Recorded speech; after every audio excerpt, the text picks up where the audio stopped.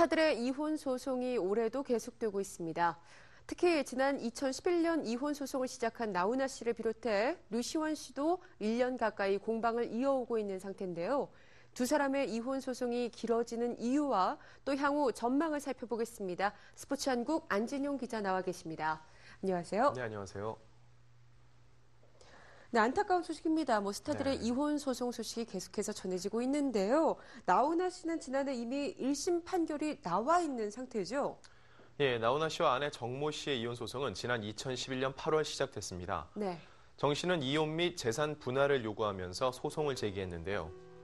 하지만 지난해 10월 열린 선고 공판에서 재판부는 이혼을 요구하는 이유가 타당치 않다며 원고의 소송을 기각하고 소송 비용도 원고 측에서 부담하라는 원고 패소 판결을 내렸는데요. 아내 정 씨가 이 판결에 불복하고 항소장을 제출하면서 소송이 이어지고 있습니다. 예, 이미 항소심 첫 재판이 진행이 됐잖아요. 네. 양측은 지난 10일에 첫 변론 기일을 가졌는데요. 네. 1심 판결 이후 3개월 만에 재판이 재개되는 만큼 언론의 관심 또한 높았습니다. 무엇보다 소송 당사자가 직접 법원에 출두할지 여부가 관건이었는데요. 결국 양측 법정 대리인이 나와 입장을 대변했습니다. 나훈아 씨와 정모 씨 모두 1심 때와 같은 변호사를 선임한 것으로 알려졌습니다. 예, 첫 번째 변론 기일에는 어떤 이야기들이 오고 갔는지 궁금한데요. 네, 아내 정 씨는 변호인을 통해서 나훈아 씨 아들과 딸이 직접 쓴 진술서를 낸 것으로 알려졌는데요. 네. 언론 보도에 따르면 이 진술서에는 아빠가 너무 심했다라는 취지의 글이 담겼다고 합니다. 정 씨는 꾸준히 혼인 파탄의 원인이 나훈아의 부정행위와 악의적 유기에 있다고 주장했기 때문에 이 증거는 그런 주장을 뒷받침하기 위한 것으로 보이는데요.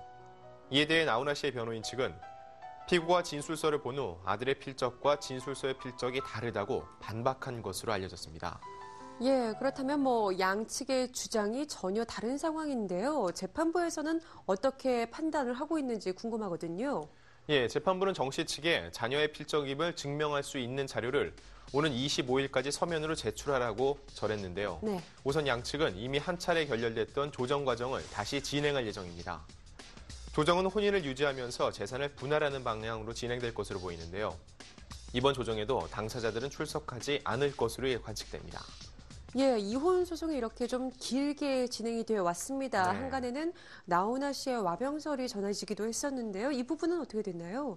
예, 지난해 말 한 여성지의 보도였는데요. 나훈아 씨가 뇌경색 증세를 보여서 경기도 양평 자택에서 양한방 치료를 받고 있으며 상태가 호전됐지만 대화에는 어려움이 있다고 보도했는데요. 예. 나훈아 씨의 측근들은 이 같은 건강 이상설을 부인했습니다. 한 측근은 최근 병원에 한두 번 다녀온 것은 맞지만 이것이 부풀려졌다며 건강에는 큰 이상이 없다고 전했는데요. 하지만 2007년 자신과 관련된 루머를 해명하기 위한 기자회견을 가진 이후 은둔에 가까운 생활을 했기 때문에 나훈아 씨를 둘러싼 확인되지 않은 소문들이 끊임없이 나오고 있습니다. 네, 이번에는 류시원 씨 소식을 좀 알아보겠습니다. 네네. 1년여 가까이 이혼 소송이 진행 중인데요. 법원에 조정이 재개가 된다고요? 네, 맞습니다. 이혼 소송 중인 류시원 부부는 지난해 한 차례 변론 기회를 가진 후 9월에 일반 가사 조사 명령을 받았는데요. 네. 양측은 지난해 11월과 12월 각각 2차례씩 총 4차례에 걸쳐 담당 가사조사관과 면담을 마쳤습니다.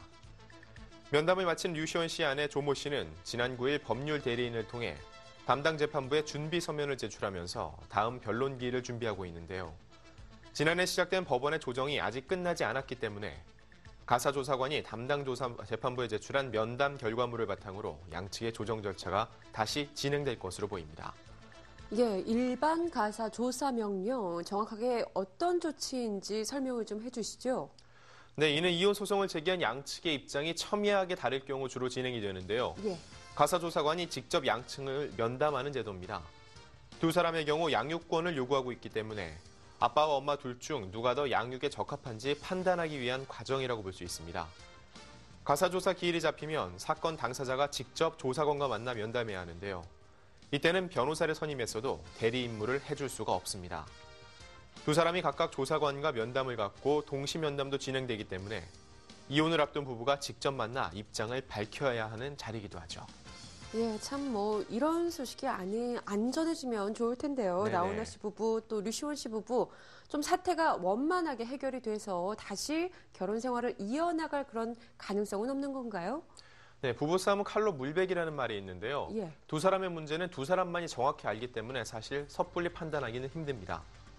지금은 첨예하게 대립하고 있지만 두 사람이 마음을 돌려 부부관계를 유지할 가능성도 물론 배제할 수는 없는데요. 나훈아 부부의 경우 조정을 받아들여 재산 분할에 그친다면 혼인관계는 그대로 유지할 가능성이 큽니다. 그리고 일반 가사 조사까지 시작된 류시원 부부의 경우 재결합 가능성이 크지 않다고 법률 전문가들은 이야기하고 있는데요. 네. 통상 법원은 양측의 합의를 도출할 수 없는 상황에 닥치면 심층 면담을 할 수 있는 가사조사관을 투입합니다. 그만큼 류시원 부부의 감정의 골이 깊다는 의미로 해석되는데요. 조만간 양측 모두 조정예은 선고기일이 잡힐 것으로 예상되기 때문에 섣부른 판단보다는 시간을 두고 지켜보는 것이 좋을 것 같습니다. 네, 파경 소식이 전해지며 안타까움을 샀던 스타들. 게다가 오랜 시간 이어져 오는 법정 공방이 당사자들을 더 힘들게 하고 있지 않을까 싶은데요. 모쪼록 원만한 해결 기대합니다. 지금까지 스포츠한국 안진용 기자와 함께했습니다. 고맙습니다.